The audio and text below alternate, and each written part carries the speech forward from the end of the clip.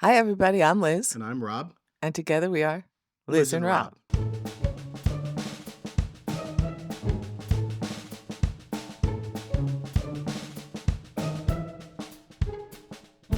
And we're going to start our conversation today. We're having our checkup, Mm-hmm. and we have a very special snack check-in. Thanks Well, to let's talk about the day this is well, dropping. this is what I was going to say. Okay. I was going to say we got a package from our friend EJ right before we were getting ready to film, and it was a May the 4th themed package.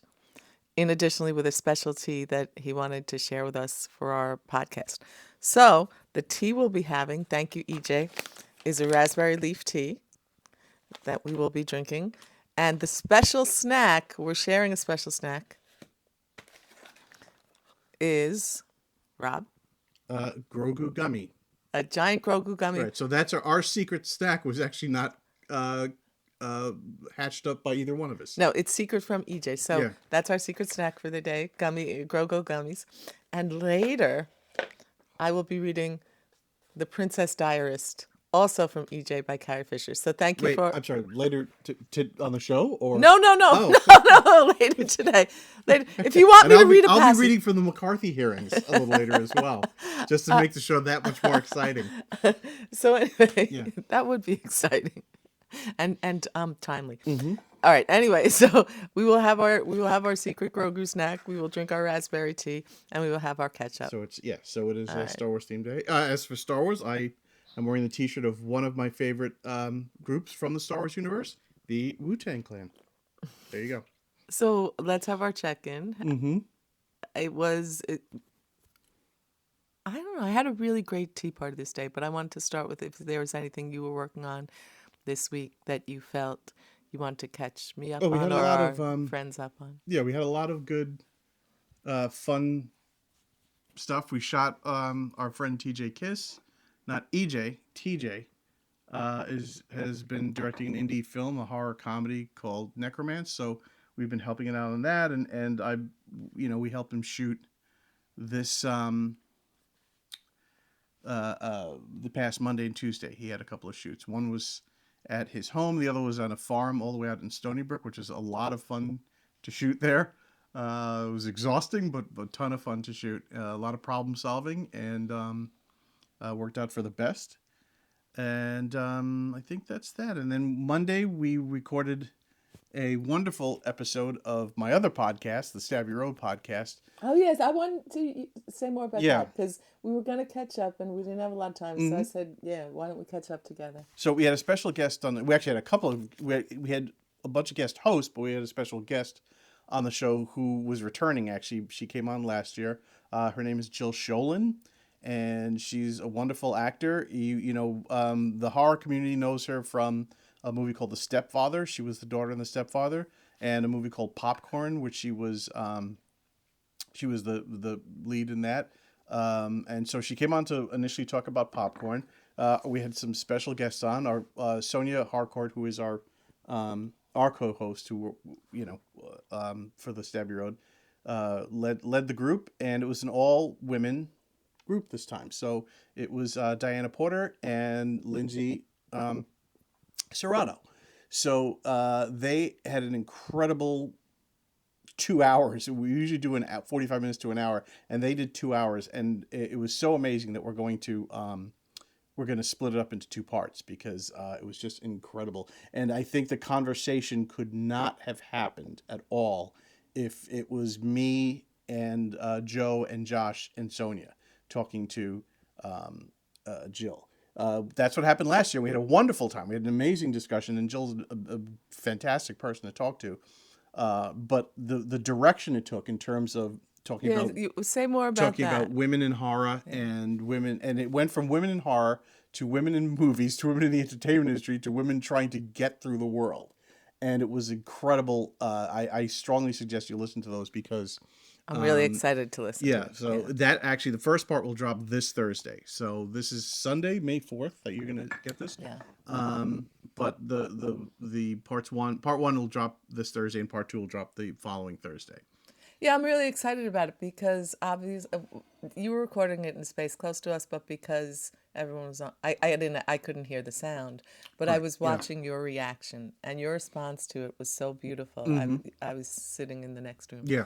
and it was really Yeah. beautiful to Because watch. I wasn't on the show, but because I facilitated it, I was there, and my audio and video are off, so I'm just kind of observing the whole Yeah. thing, and feeding, going in the comment section and feeding bits of trivia if they needed it, or Mm.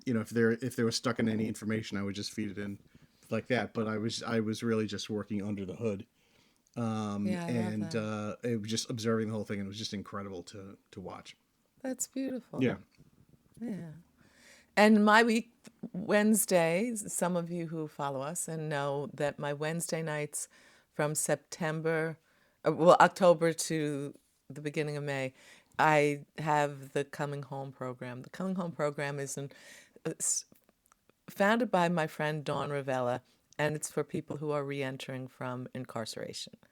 And it's this beautiful program. And anyone who knows Dawn uh, knows she keeps expanding and she keeps drawing and pulling out the community around her. And when we started working with them as What Better Looks Like, doing a presentation, I think this year will be our 11th year. It was an 18-week program because I found my old um, Facebook post about it. It was an 18-week program, and this year it was a 28-week program. And so it's this beautiful, expansive communal experience about bringing people together in community and how the thing I love most about it, and I'll say the same thing when I talk a little bit about the Tea Party, is her goal and my goal, and they state it in their mission statement, but you can see it when you walk in the room, is to create beloved community, which was Dr. King's goal. He said that was the goal and product goal of his work, was to create the beloved community. And when you walk into this room, and it's been in different spaces over the time I've been working with them, you walk into a room where you feel instantly that everyone is equally welcome and equally valued, and it's genuinely a community. And it was our second Tuesday. This cohort graduated from the program, so this last week was really everybody wrapping up, and it was a reflection on the time spent. And one of the thoughts that was expressed over and over again by each participant in the community, and I think there were about 40 of us at the larger dinner, is that no matter what was going on in our lives, we could touch base in this space where we were seen and we were felt and heard, and how valuable that is. And one of the women who was there said what she was going to do intentionally, because she had this experience over the 9 months, was she was going to really try to bring that we take time, we listen to one Mm-hmm. another, we see each other. She said, I'm going to really do my best to take that thing that I loved here and bring it into the other spaces and places of my life, which I thought that was a Mm-hmm. really great takeaway. Can you bring that into your workplace? Can you bring that into your family? Can you bring that into other spaces? So that was Right. the Because that's how takeaway. you would grow the community. Yeah, Yeah. because we do pause because we come there Mm-hmm. with the intention, but that's a space where that is created intentionally, and your workplace and other places may not be places where they are intentionally bringing that feeling, but we can enter spaces with our own intention, which is what I thought was great. And then yesterday's tea party, I got there around 11, and for people who don't have never experienced it, it really is hard to convey what it is, even in pictures. And in the nice weather, the park closes at 10, and then later in the summer at 11. And so we really do have a 10 to 12 hour just tea party. And what I love is all I have to do, I come in and I set the table, and I put out the tablecloths, and I start with just something I've baked. Yesterday was blueberry bread and chocolate cookies. One of my friends who comes, it's her favorite, the little chocolate crinkle cookies that I make. Mm-hmm. And people come all day. It is different every day. The only thing that's the same is that intention that we sit in beloved community. And I'm only, maybe I'll talk about, people came. It was so crowded. It was the first time I used almost all my cups. I think one other time I used all the cups. I brought 43 cups. We used 42 cups yesterday. So we served, and I was getting nervous. I was like, "Oh no, you know, I hope three people don't come at the end." But the first guest, I'll talk just about a couple. The first guest who came walked up to the table, and I'm very good with faces, so I recognized her, but I did not remember her name. And she said to me, "Hi." 4 years ago, I was walking past the table, and I paused and I asked you about it, and you told me what it was about. And I couldn't sit and I couldn't stay, but I thought about it. And she said, "And I want you to know that there are many Thursdays when I'm sitting and it dawns on me that it's Thursday, and I wonder if they're still sitting and having tea in the park together Mm. in community." And she said, "And I was in town today and I walked through because I wanted to see if you were here, and you are here. And I can't stay today either." She said, "But I want you to know whether or not anyone takes the time to sit with you, you are seen, you are appreciated, and it's important. It makes my days sometimes happier just knowing you are still here sitting." And she said, "I look forward to seeing you in another couple of years." And I don't know who she is or what she does and why she's in New York only every few years. And then she walked away. And I did take a picture of her walking away. And it's not one that will give away her identity, I don't think. And I may or may not post it. But I wanted to remind myself of that, that when you create this intentional space, and you put it out intentionally, that you can have an impact on people even if you don't. I mean, that was an experience I had Mm. as a teacher, certainly. And then another person, the next guest who walked up was someone who I did not recognize. And he came up and just said, "You are the tea lady." And I said, "I am. How might I know you?" And he said, "Well, you wouldn't know me, but I have a friend from Long Island who came to the tea party and talked about it and thought I would like to come." And he stopped by. And it didn't take us more than 3 minutes of conversation till I found out that we have a puppet related connection. I'm not going to say any more than that. And the friend who sent him to the tea party wasn't someone that I know from the puppet world. It was just someone else completely in his life who had been to the tea party. And you talk about 6 degrees of separation or whatever, but I'm always reminded that my dad said, when you walk into a room, sit down to the person you think you are most different from and talk until you find something you have in common. And I and it doesn't take that long. It happens at the tea party all the time. And like I said, within 3 minutes, it just came up that we both had puppet related friends. So that was really And not magical for just me. random, like really serious people who were Close to. in. Go ahead. Yeah, Yeah. right. People that are very influential to me and you as well. Yeah, Yeah. yeah. That have been really wonderful people in my lives. And then all day, friends of friends came, people stopped by. A woman I had met 2 weeks ago has come now to the next two tea parties. And I don't know. And at the end of the night, when we were getting ready to pack up, there's a core of us who stay for Tea Party After Dark. And I think about the fact that I knew that I have friends who know I'm there every week. I had gotten a text from a former student who was walking through the park on their way to work, and they said, "Oh, I took a chance you might be here early." And I wasn't there early, I was still on the subway. But it made me feel good when people know that you show up someplace, they can Mm-hmm. think about you and count on it, even um, in that little way that they were Mm-hmm. walking through the park with the hopes that they might see you. And I just keep thinking about how we long to do, we're longing for community.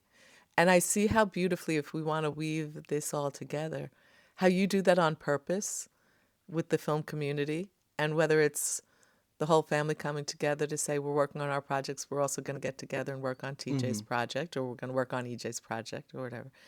But also the care with which you took to really beautifully facilitate a conversation that was important to four women in the film Mm-hmm. community, but will probably have resonance not only beyond the film community and women in film community, but as you said, people who can watch it and share it and just talk about Right.